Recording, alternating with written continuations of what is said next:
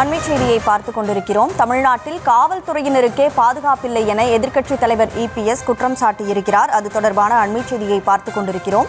சென்னை எழும்பூரில் தாக்குதலுக்கு உள்ளாகிய ஆயுதப்படை எஸ்ஐ ராஜன் உயிரிழந்த நிலையில் தற்போது இபிஎஸ் இது தொடர்பாக பதிவிட்டிருக்கிறார். அதில் தமிழ்நாட்டில் போலீசுக்கே பாதுகாப்பில்லை என அவர் குற்றஞ்சாட்டியிருக்கிறார். அது தொடர்பான அண்மை செய்தியை பார்த்துக் கொண்டிருக்கிறோம். சமூக வலைதளத்தில் இது தொடர்பாக இபிஎஸ் பதிவிட்டிருக்கக்கூடிய சூழலில் அவரது பதிவு தொடர்பான கூடுதல் விவரங்களோடு செய்தியாளர் லதா இணைப்பில் இருக்கிறார். லதா, வணக்கம். முழு விவரம். வணக்கம். உதவி காவல் ஆய்வாளர் ராஜராஜன்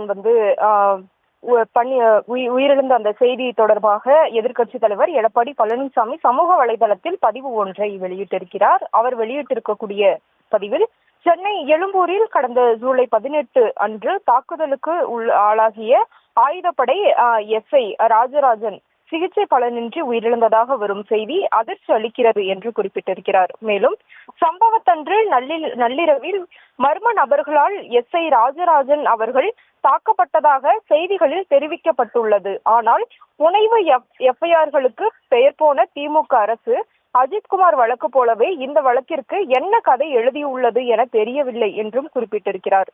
மேலும் ஒரு காவல்துறை உதவி ஆய்வாளர் தாக்குதலுக்கு ஆளாகி உயிரிழந்துள்ளது என்பது திமுக ஆட்சியில் காவல்துறைக்கே பாதுகாப்பு இல்லை என்ற அளவிற்கு சட்ட ஒழுங்கு சீர்கெட்டு விட்டதை மீண்டும் இது நிரூபிக்கிறது என்று குறிப்பிட்டிருக்கிறார். மேலும் காவல்துறையினர் தாக்கப்படுவது, ராஜினாமா செய்வது, காவல்துறை சீர்கேடுகள் குறித்து பொதுவெளியிலே தெரிவிப்பது என தொடர்ந்து வரும் செய்திகள் உணர்த்துவது ஒன்றைதான்.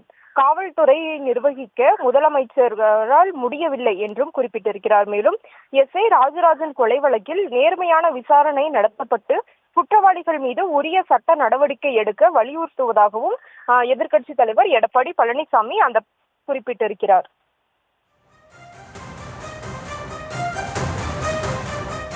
விவரங்களை வழங்கியதற்கு நன்றி லதா.